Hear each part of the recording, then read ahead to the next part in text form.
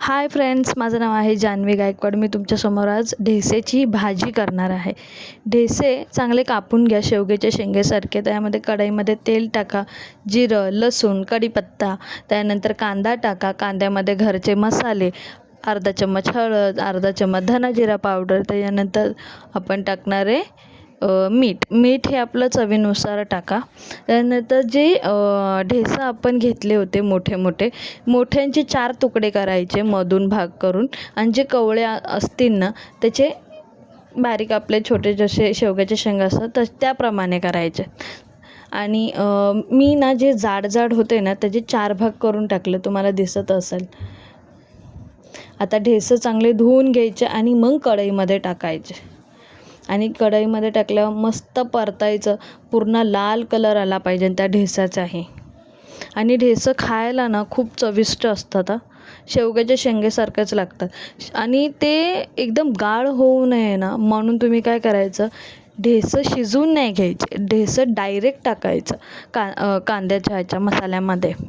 म्हणजे कसं त्या मसाल्यामध्ये थोडंफार आचेवर ना शिजून जातं ते. म्हणून ढेसं कधी शिजवू नका, त्याची चव पाक उतरून जाते त्या पाण्यातच. त्याचं मीठही लागत नाही प्लस. आणि मी हे 2दा केलेलं आहे, सो मला माहिती आहे चांगलं. आणि त्यानंतर काय करायचं आहे, ह्याला चव येण्यासाठी थोडं आपण शेंगदाण्याचा कूट टाकूया. शेंगदाण्याचा कूट मी घेतला आहे 2.5 चम्मच. आणि त्याच्या 2.5 चम्मच एकदम खरपूस असा, म्हणजे एकदम बारीक पण नाही पिसायचं आहे, ग्राइंड करायचं, एकदम आबडधोबड पाहिजे नाही त्याला. चांगलं परतत राहा तेल पसरूस तर.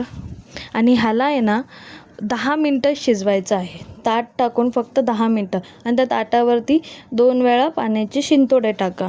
पाणी ह्याच्यामध्ये ॲड करू नका, हे फक्त वाफेवर शिजवायचं आहे आपल्याला. तर फक्त पाण्याचे शिंतोडे टाकत मी तुम्हाला दिसेल बघा मी कशी करते, त्या पद्धतीने करा.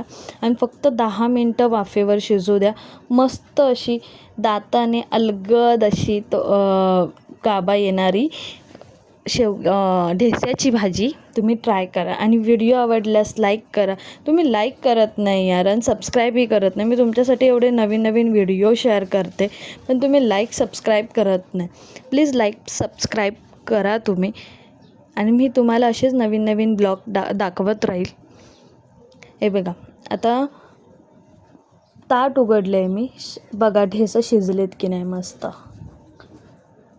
आणि असे ढेसं शिजले पाहिजे ना, एकदम गाळ पण नको आहे, नाही तर मग त्याचा वापरच नाही, फक्त दाताखाली त्याला चावायला लागेल. असं वळून खाता तुम्हाला येणारच नाही.